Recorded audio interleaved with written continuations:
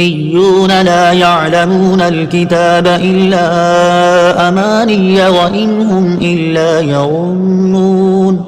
ترجمہ، اور ان میں کچھ ان پڑھ ہیں جو کتاب کو نہیں جانتے مگر زبانی پڑھ لینا یا کچھ اپنی من گھڑت، اور یہ صرف خیال و گمان میں پڑے ہوئے ہیں۔ امیون، ان پڑھ، تفسیر صراط الجنان میں ہے۔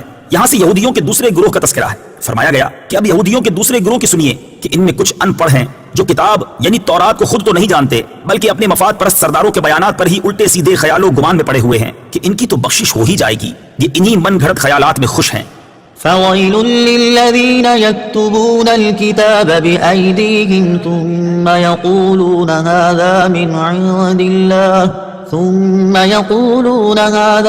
عند الله ليشتروا به ثمنا قليلا فويل لهم مما كتبت أيديهم وويل لهم مما يكسبون۔ ترجمہ، تو بربادی ہے ان لوگوں کے لیے جو اپنے ہاتھوں سے کتاب لکھتے ہیں پھر کہتے ہیں یہ خدا کی طرف سے ہے کہ اس کے بدلے میں تھوڑی سی قیمت حاصل کر لیں، تو ان لوگوں کے لیے ان کے ہاتھوں کے لکھے ہوئے کی وجہ سے ہلاکت ہے، اور ان کے لیے ان کی کمائی کی وجہ سے تباہی اور بربادی ہے۔ فویلن، تو بربادی ہے۔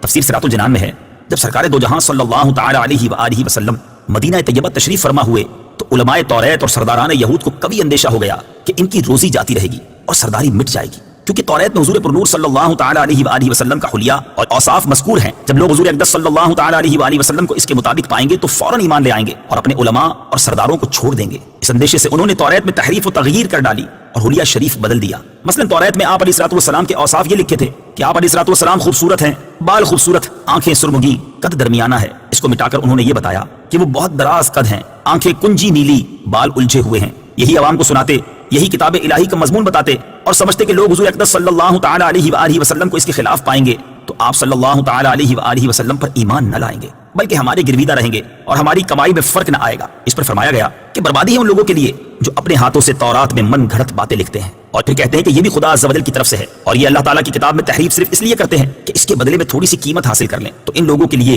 ان کے ہاتھوں کے لکھے ہوئے کی وجہ سے اور ان کی کمائی کی وجہ سے تباہی اور بربادی ہے۔ وقالوا لن تمسنا النار إلا أياما معدودة قل أتخذتم عند الله عهدا فلن يخلف الله عهده أم تقولون على الله ما لا تعلمون۔ ترجمہ، اور بولے ہمیں تو آگ ہرگز نہ چھوئے گی مگر گنتی کے چند دن۔ اے حبیب تم فرما دو کیا تم نے خدا سے کوئی وعدہ لیا ہوا ہے؟ اگر ایسا ہے پھر تو اللہ عز و جل ہرگز وعدہ خلافی نہیں کرے گا، بلکہ تم اللہ پر وہ بات کہہ رہے ہو جس کا تمہیں علم نہیں۔ لن تمسنا النار، ہمیں تو ہرگز آگ نہ چھوئے گی۔ تفسیر صراط الجنان میں ہے حضرت عبداللہ ابن عباس رضی اللہ تعالی عنہما سے مروی ہے کہ یہودی کہتے تھے کہ وہ دوزخ میں ہرگز داخل نہ ہوں گے مگر صرف اتنی مدت کے لیے جتنے عرصے ان کے آباء و اجداد نے بچڑے کو پوجا تھا، اس کے بعد وہ عذاب سے چھوٹ جائیں گے، اور وہ مدت 40 دن ہے، بعض یہودیوں کے نزدیک 7 دن ہے۔ اس پر یہ آیت کریمہ نازل ہوئی۔ چنانچہ اس آیت اور اس کے بعد والی آیت میں فرمایا گیا کہ اے حبیب صلی اللہ تعالی علیہ وآلہ وسلم تم ان سے فرما دو کہ کیا تم نے اللہ تعالیٰ سے کوئی وعدہ لیا ہوا ہے کہ وہ تمہیں چند دن کے لیے ہی جہنم میں ڈالے گا؟ اگر ایسا کوئی عہد ہے پھر تو اللہ تعالیٰ ہرگز وعدہ خلافی نہیں کرے گا، لیکن ایسا کچھ ہے نہیں، بلکہ حقیقت یہ ہے کہ تم اللہ تعالیٰ پر جھوٹ باندھ رہے ہو، اور اللہ تعالیٰ تم سے ایسا وعدہ کیوں کرے گا کہ تم جہنم میں زیادہ عرصے کے لیے نہیں رہو گے؟ حالانکہ اللہ تعالیٰ کا قانون یہ ہے کہ جس نے گناہ کا ارتکاب کیا اور اس کے گناہ نے اسے ہر طرح سے گھیر لیا، یعنی وہ کفر میں جا پڑا، تو وہ جہنم میں جائے گا اور ہمیشہ ہمیشہ وہاں رہے گا۔